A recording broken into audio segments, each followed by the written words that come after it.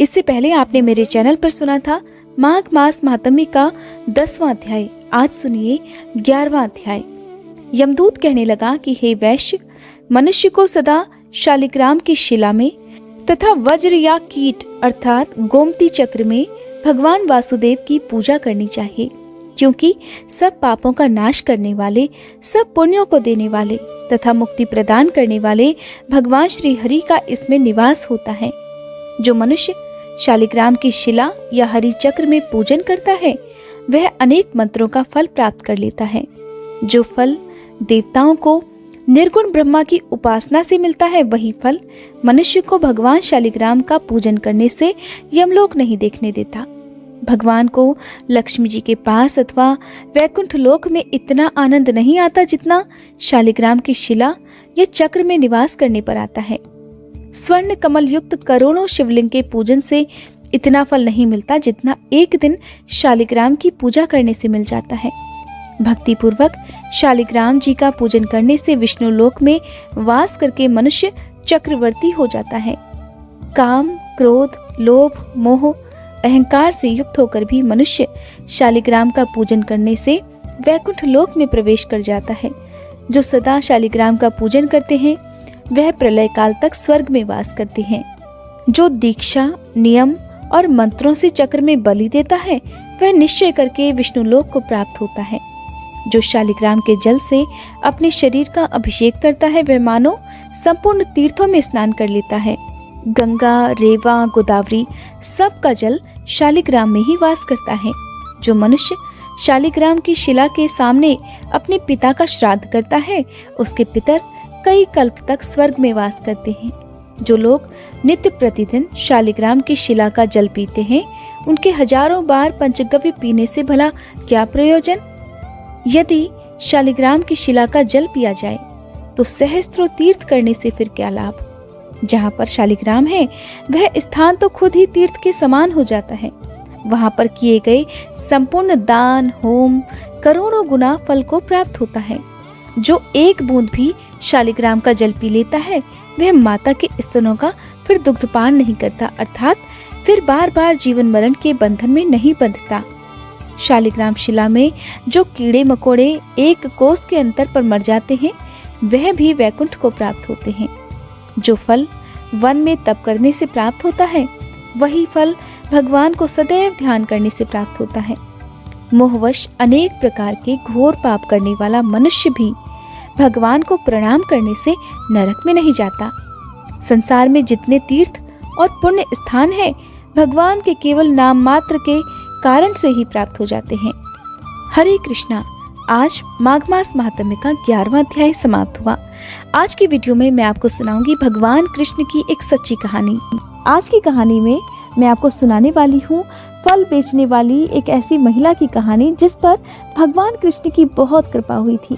कहते हैं कभी कभी हम जब निस्वार्थ भाव से भगवान कृष्ण की पूजा करते हैं, बिना कुछ मांगे अपना जीवन उनके चरणों में अर्पित कर देते हैं, तो भगवान को हमारे हर सुख और हर दुख का इतना पता रहता है कि वो बिना मांगे ही, बिना कुछ कहे ही हमारी मदद कर दिया करते हैं। बस आप अपने मन में ये कृष्ण भक्ति जगाए रखना। कहते हैं कितनी भी मुश्किलें आ जाएं, आपका विश्वास कभी भी अपने आराध्य देवी देवता के ऊपर से कभी डगमगाना नहीं चाहिए। कई बार ऐसा होता है भगवान खुद हमारे धैर्य की परीक्षा लेते हैं। अगर कभी ऐसा वक्त आए ना कि आपके जीवन में चारों तरफ से बहुत दुख हैं, आप खुद को इन दुखों में घिरा हुआ पाएं, अकेला पाएं, तो बस आप भगवान से सिर्फ एक ही प्रार्थना करना कि भगवान इससे ज़्यादा और दुख झेलने की शक्ति आपके अंदर नहीं है। अब बस कीजिए, अब किसी तरह से खुशियों का सवेरा आपकी ज़िंदगी में लेकर आए। ये दुख भरे बादल सदा के लिए आपके जीवन से छट जाएं। कान्हा जी को आप चाहे जिस भी रूप में पूजे, अपने पुत्र के रूप में, अपने भगवान के रूप में, अपने मित्र के रूप में, अपने प्रेमी के या अपने पति के, या जिस भी रूप में आप उनकी पूजा करते हैं भगवान उसी रूप में आपकी पूजा, आपकी भक्ति स्वीकार कर ही लेते हैं। अपने कान्हा जी की लीलाएं भी अपरंपार हैं। कब किस पर अपनी कृपा कर दें कुछ कहा नहीं जा सकता। ऐसे ही एक समय की बात है। एक बार गोकुल में एक फल बेचने वाली रहती थी। वो फल बेचकर अपना जीवन बिताती थी और प्रभु की भक्ति किया करती थी। सारा दिन फल बेचते हुए मन में भगवान का ही ध्यान करती थी। एक बार वो महिला सारा दिन गांव में घूमती रही। सुबह से शाम हो गई, लेकिन उसका एक भी फल नहीं बिका, यानी कि उसकी एक भी रुपए की बोहनी तक नहीं हुई। अब जब बोहनी नहीं हुई तो वो जिस किसी से भी पूछती कि बेटा फल ले लो, ताजे और मीठे फल हैं, ले लो ना, तब लोग कहने लगते, ना माई, आज जरूरत नहीं है। ऐसा सुनकर वो महिला बहुत ही दुखी और परेशान होकर आगे बढ़ जाती।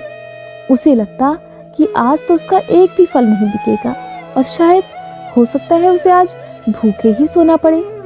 अब मन में यही दुविधा और यही दुख लिए वो बेचैन मन से, दुखी मन से आगे बढ़ती जा रही थी।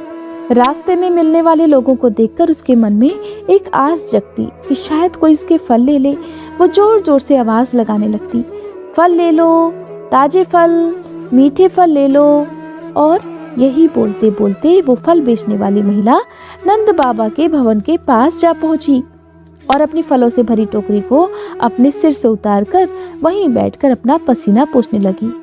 दिन भर अपने सर पर फलों की भारी टोकरी उठाए और पैदल चलते चलते वो फल बेचने वाली महिला बहुत थक चुकी थी। ऊपर से उसका दुख इसलिए भी बढ़ गया था कि आज उसकी टोकरी में से एक भी फल किसी ने नहीं खरीदा।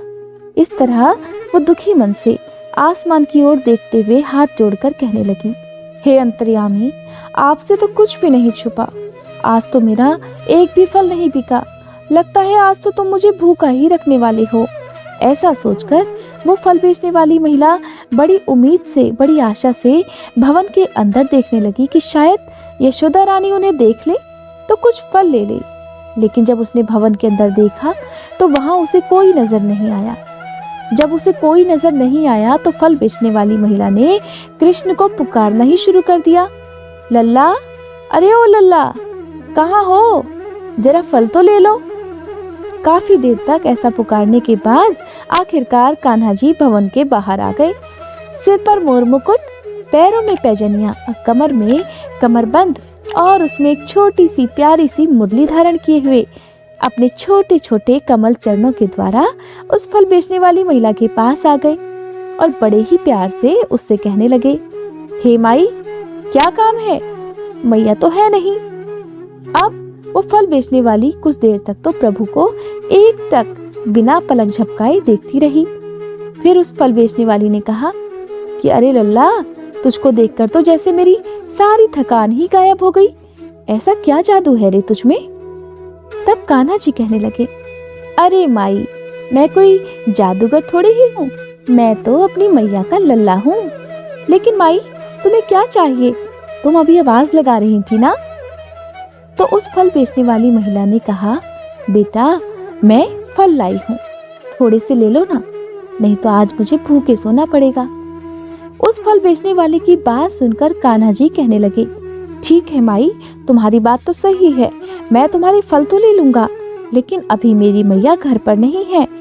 जब मैं तुमसे फल लूंगा तो मुझे भी तो बदले में धन देना होगा ना, तो मेरे पास तो धन है नहीं और तुम धन तो जरूर मांगोगी।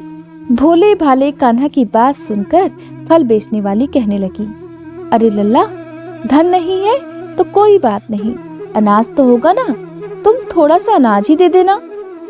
ये बात सुनकर कान्हा जी तुरंत अपने भवन के अंदर दौड़ गए, अपनी छोटी छोटी अंजुरी में अनाज भरकर चल दिए। अब कन्हैया जी जब छोटे हैं तो उनके हाथ तो जाहिर सी बात है छोटे ही होंगे। अब रास्ते में अनाज गिरता जा रहा था जो कि उनके छोटे छोटे हाथों में था। उन्होंने कस के मुट्ठी बंद कर रखी थी और जब कन्हैया जी उस फल बेचने वाली महिला के पास पहुंचे तो उनके हाथों में बचे अनाज के सिर्फ कुछ दाने। उसे देखकर फल बेचने वाली महिला कहने लगी, लल्ला, कितना अनाज लाए हो? तो कान्हा जी कहने लगे, अरे माई, वो मेरे हाथ बहुत छोटे छोटे हैं ना, तो सारा अनाज तो रास्ते में ही गिर गया। बस देखो, ये थोड़ा सा ही अनाज बचा है, क्या इतने में मुझे फल दे दोगी? फल बेचने वाली ने कान्हा की तरफ देखा तो मुस्कुराते हुए कहने लगी, कोई बात नहीं लल्ला, ये बहुत सारे हैं। ऐसा कहकर उसने अपनी टोकरी के बहुत सारे फल कान्हा को दे दिए। फल बेचने वाली महिला खुश हो गई, सोचने लगी, चलो मेरी बोहनी तो हुई, ये सोचकर वो खुशी खुशी अनाज के दानों को अपनी टोकरी में रखकर वहां से जाने लगी। जाते जाते कहने लगी, आज तो बड़ा अच्छा सौदा हुआ है। हाँ सचमुच आज बहुत बड़ा सौदा हुआ है। इस तरह जब वो फल बेचने वाली महिला अपने घर पहुंची तो उसने अपने सर की टोकरी उतारकर नीचे रख दी। अब जैसे ही उसने अपने सर की टोकरी नीचे उतार कर रखी तो आपको जानकर बहुत हैरानी होगी। पता है क्या हुआ? जब उसने देखा कि अनाज के दाने जो कान्हा जी ने उसे दिए थे वो तो अब बहुमूल्य हीरे और मोती में बदल गए थे और वो थोड़े से अनाज के दाने जगमगाते हीरे मोती से भर गए थे और पूरी टोकरी उन जगमगाते हीरे मोतियों से भरी हुई थी। ये सब देखकर फल बेचने वाली महिला की तो आंखें खुली की खुली रह गई। उसे अपनी आंखों पर विश्वास नहीं हो रहा था। काफी देर के बाद जब उसे अपनी आंखों पर विश्वास हुआ तब उसने हाथ जोड़कर मन ही मन कान्हा जी को धन्यवाद दिया। इस तरह कान्हा जी ने फल बेचने वाली महिला पर अपना आशीर्वाद बरसाया, उस पर कृपा की और अपनी एक और लीला का वर्णन किया। ऐसे हैं कान्हा जी, अपने भक्तों के मन को बिना कुछ कहे सुने ही जान लेते हैं। उनके भक्त चाहे उनसे कुछ भी ना मांगे लेकिन वो अपने भक्तों की जरूरतों का पूरा ध्यान रखते हैं।